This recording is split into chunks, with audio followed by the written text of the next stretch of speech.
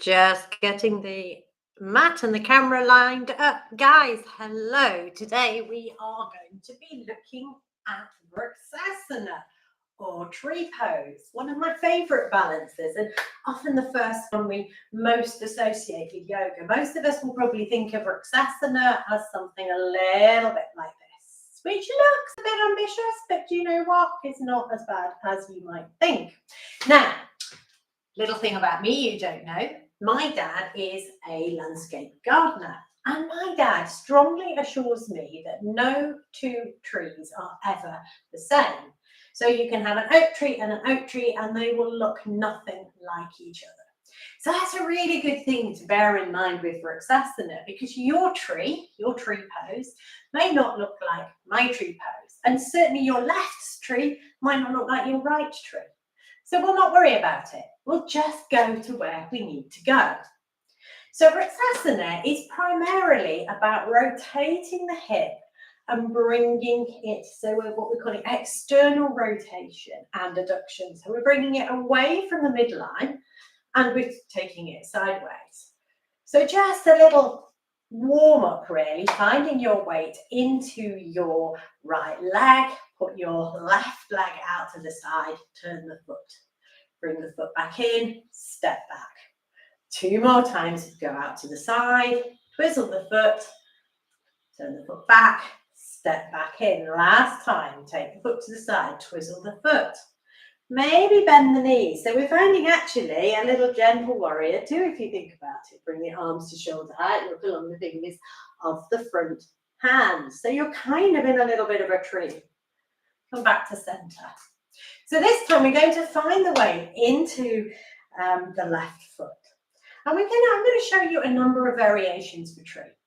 So as I said, tree is really about externally rotating the hips. So if you want to keep your foot down and your foot and your knee pointed out to the side, that's great. I kind of like this version because this is really beautiful and stable. It's a beautiful, narrow-rooted version of tree. So it's just bringing the heel of the foot to the ankle, perching on the toes, and then playing with the arms. You can be a broad spreading oak, you can be a tall poplar tree, you can be anything in between. You can have a little sway in the summer breeze. Beautiful. If you'd like a little more challenge, this is personally the version I find the hardest. So I'm rooting into my left leg and bringing my foot to the calf. Now I find it's like easier here. This is the one where I'm most likely to allow my knee to drop in. So consciously bringing the knee out to the side. Again, find your arms at shoulder height. The trick to balance, guys, is moving slowly and finding a focal point. So find a point on the ground to stare at. Bring your foot to your calf. And either take your arms to shoulder height, you can keep them on your hips. Embrace the wobbles. Even yoga teachers wobble. It's fine. It's how we learn balance. It's better for us than balancing on one foot perfectly. Maybe you take your arms overhead. Maybe we have that little sway in the breeze. Drop your arms.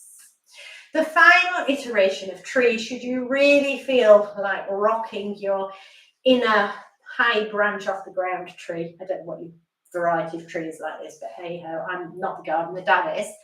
Bring the heel of your foot into your groin, and you'll need to press the foot and the opposite thigh together really tightly. Maybe you bring your hands to your heart center, maybe they go wide, maybe they come up. I find this one kind of a little difficult to sway in. Woo! There we go. Finding my star shape. We'll try that on the opposite side. So again, starting with the idea that tree is about rotating the hip.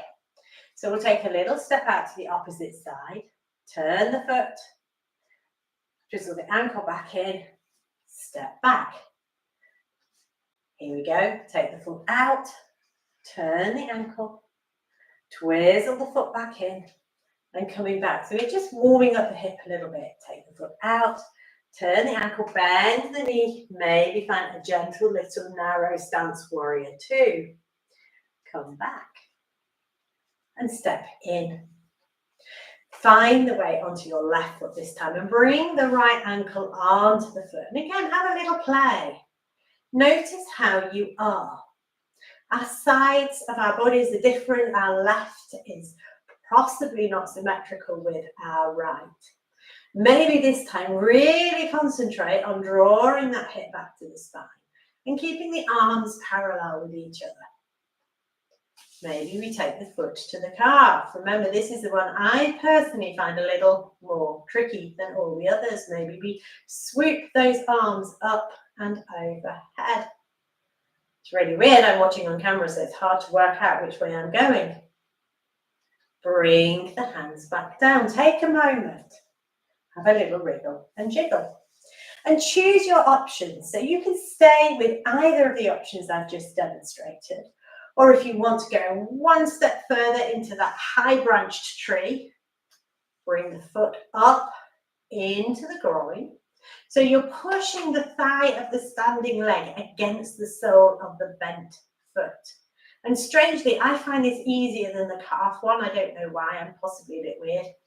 Anywho, there we go. Bringing the arms to shoulder height, maybe to heart center, prayer position, maybe floating them all the way up, and I'm wobbling.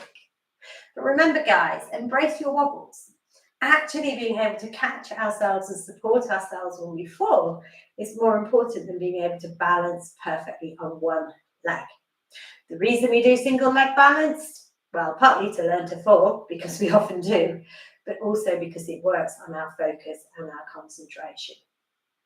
So, tree pose, guys. Thank you for watching and for listening.